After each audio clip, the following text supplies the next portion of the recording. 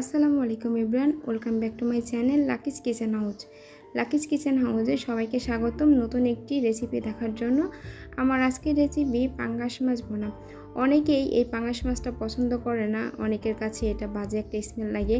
তাই এই পাঙ্গাস মাছটা কিভাবে রান্না করলে খুব সুস্বাদু হবে এবং কোনো বাজে স্মেল বা খারাপ লাগা থাকবে না, সেই রেসিপি থাকছে আমার আজকের এই ভিডিওতে।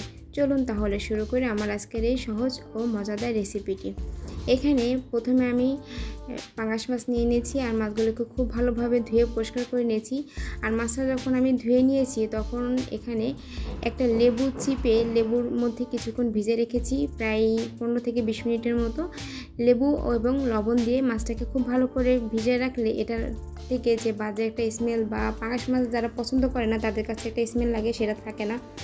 তো মাছগুলোকে ধুয়ে আমি এখানে স্বাদ মতো লবণ আর হলুদ আর মরিচের গুঁড়া দিয়ে কিছুক্ষণ মেখে রেখেছি।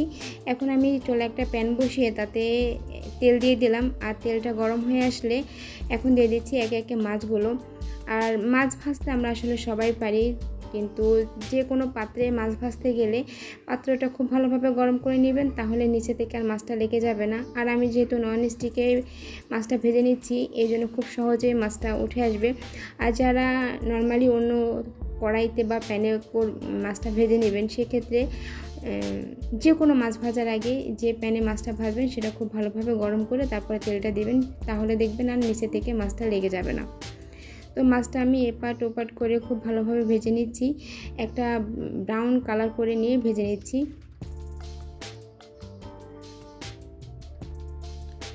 আর এই পাঙ্গাস মাছটা একটু সাইজে বড় থাকার কারণে এই মাছটা যখন আমি ভেজেছি ইলিশ মাছের মতো মাছ থেকে অনেকটা তেল বের হয়ে আসছে।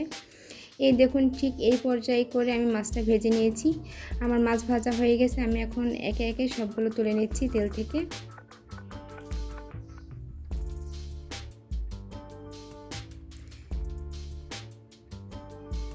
আসলে রান্নাটা যদি সঠিকভাবে করেন আর মশলার পরিমাণটা যদি ঠিকঠাক থাকে, তাহলে যে কোনো রান্নাই দেখবেন খুব পারফেক্ট এবং সুস্বাদু হয়।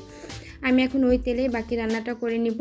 এখানে আমি দিয়ে দিলাম 1 কাপ পরিমাণ পেঁয়াজ কুচি। পেঁয়াজ কুচিটা প্রথমে আমি তেলের সাথে কিছু সময় ভেজে নিব, একটু সফট হয়ে আসা পর্যন্ত।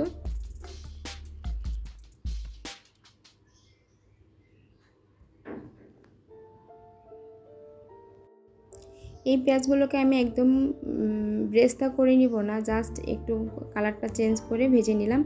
এখন দিয়ে দিব বাটা মশলা। এখানে আমি 1 টেবিল চামচ রসুন বাটা ও 1 চা চামচ আদা বাটা দিয়ে দিয়েছি। এখন এই বাটা মশলাটা তেলের সাথে খুব ভালোভাবে আমি ভেজে নিচ্ছি, যেন কাঁচা মশলা বাটার যে একটা স্মেল থাকে সেটা চলে যায়। মশলাটা খুব ভালোভাবে কষিয়ে নিলে দেখবেন যে কোনো রান্নাই খেতে খুব ভালো হয়।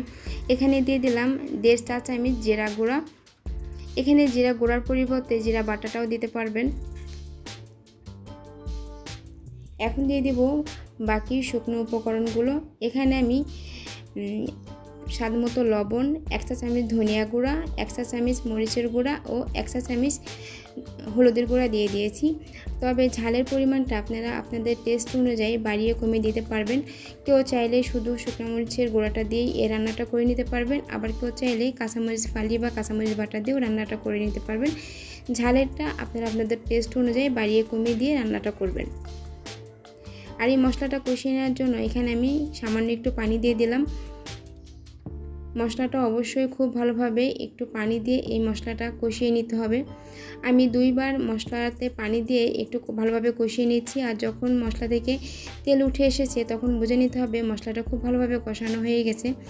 এখানে আমি 2টা মিডিয়াম সাইজের টমেটো ছোট ছোট কিউব করে কেটে নিয়েছি, এটা দিয়ে দিলাম। কেউ যদি পছন্দ না করেন পাঙ্গাস মাছ ভুনাতে এই টমেটোটা, তাহলে স্কিপ করতে পারেন। তবে এইভাবে যদি টমেটো দিয়ে পাঙ্গাস মাছটা ভুনা করে রান্না করেন, সেক্ষেত্রে কিন্তু এটা খেতে অসম্ভব মজার হয়। অবশ্যই একবার ট্রাই করে দেখবেন। আর এই মশলা আর এই টমেটোটা আমি ঢাকনা দিয়ে ঢেকে খুব ভালোভাবে সফট হয়ে আসা পর্যন্ত রান্নাটা করে নিচ্ছি। আর কিছুক্ষণ পরপর আমি একটু নেড়ে দিচ্ছি। আর টমেটোটা ভালোভাবে সেদ্ধ হওয়ার জন্য আমি এখানে কিছুটা পানিও দিয়েছি। এখন অনবরত নেড়ে চেড়ে আমি মশলা আর টমেটোটা রান্না করে নিচ্ছি।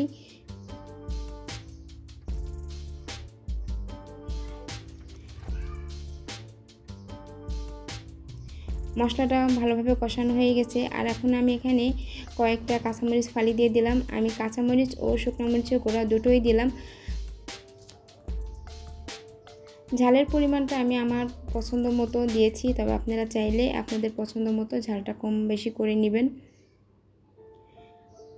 মশলাটা কষানো হয়ে গেছে আর টমেটোটাও খুব ভালোভাবে সফট হয়ে গেছে। দেখতেই পাচ্ছেন মশলা ও টমেটো খুব ভালোভাবে মিশে একদম একটা সুন্দর গ্রেভি তৈরি হয়ে গেছে। এভাবেই ঠিক মশলাটা কষিয়ে নেবেন। টমেটো আর যে মশলা পেঁয়াজ সব কিছু সমন্বয়ে একসাথে এভাবে যদি খুব ভালোভাবে কষিয়ে নেন তাহলে দেখবেন যে কোনো রান্নাই খুব ভালো হয়। এখন দিয়ে দিচ্ছি আমি আগে থেকে যে মাছগুলো ভেজে রেখেছিলাম সেই মাছগুলো। এই মাছটা দেওয়ার পরে খুব বেশি নাড়াচাড়া করা যাবে না, তাহলে কিন্তু মাছটা খুব সহজে ভেঙে যাবে। কারণ পাঙাশ মাছটা খুব একটা শক্ত হয় না, এটা একটু সফট টাইপের। এই জন্য আমি যখন মাছটা দেওয়ার আগে মশলা এবং টমেটো খুব ভালোভাবে কষিয়ে নিয়েছি। আর মাছটা যেহেতু আগে থেকেই ভাজা আছে, এই জন্য এক্সট্রা করে আর কষিয়ে নেওয়ার কিছু নাই। এখানে আমি কিছুটা পানি দিয়ে এই মাছ আর মশলাটা একত্রে একটু মিশিয়ে নেওয়ার জন্য কিছুটা পানি দিব। এক্সট্রা কষিয়ে নেওয়ার জন্য বা সেদ্ধ হওয়ার কোনো নাই, যেহেতু মশলা আগে থেকে কষিয়ে নিয়েছি, মাছটাও ভাজা। এজন্য এখন শুধু এখানে একটু পানি দেব। একটু যে পরিমাণ গ্রেভিটা রাখবো তার থেকে কিছু পরিমাণ পানি একটু বেশি দিয়ে এই মশলা আর মাছটা একত্রে মিশিয়ে নেব। এখানে আমি 1.5 কাপ পরিমাণ পানি দিয়েছি। পানিটা দিয়ে পানিটা আমি শুকিয়ে নিচ্ছি আর হালকা হাতে একটু নেড়ে দিচ্ছি। আর পানিটা যখন শুকিয়ে আসবে, আপনি যে পরিমাণ গ্রেভিটা রাখতে চান ঠিক সে পর্যন্ত আসলেই মনে করবেন রান্নাটা হয়ে গেছে। আর কেউ যদি ধনিয়া পাতা পছন্দ করেন তবে এই পর্যায়ে এসে ধনিয়া পাতাটা দিয়ে দিতে পারবেন, তবে আমি আজকে ধনিয়া পাতা দিচ্ছি না। এখানে আমি দিয়ে দিচ্ছি জিরা গুঁড়া আর কিছু গরম মশলা একসঙ্গে আমি ভেজে নিয়ে এটা টেলে নিয়েছি, সেখান থেকে আমি 1.5 চা চামচ দিয়ে দিলাম। এখানে একটু সামান্য গরম মশলা গুঁড়া দিলে এই মাছটা খেতে অনেক বেশি ভালো লাগে। তবে গরম মশলা বলতে এখানে এলাচ, দারচিনি আর জিরা একসঙ্গে আমি ভেজে গুঁড়া করে নিয়েছি, অন্য কোনো মশলা আর অ্যাড করি নাই। এই তো আমার রান্নাটা হয়ে গেছে আর আমি ঠিক এই পর্যায়ে রেখে দেব গ্রেভিটা। আমার এই সহজ ও মজাদার রেসিপিটি কেমন লাগলো আমাকে কমেন্ট করে জানাবেন। আর রেসিপি ভালো লাগলে লাইক, কমেন্ট, শেয়ার করবেন আর চ্যানেলটিকে সাবস্ক্রাইব করে চ্যানেলের পাশেই থাকবেন। সবাইকে অসংখ্য ধন্যবাদ এতক্ষণ পর্যন্ত আমার এই রেসিপিটি দেখার জন্য। সবাই ভালো থাকুন। আসসালামু আলাইকুম।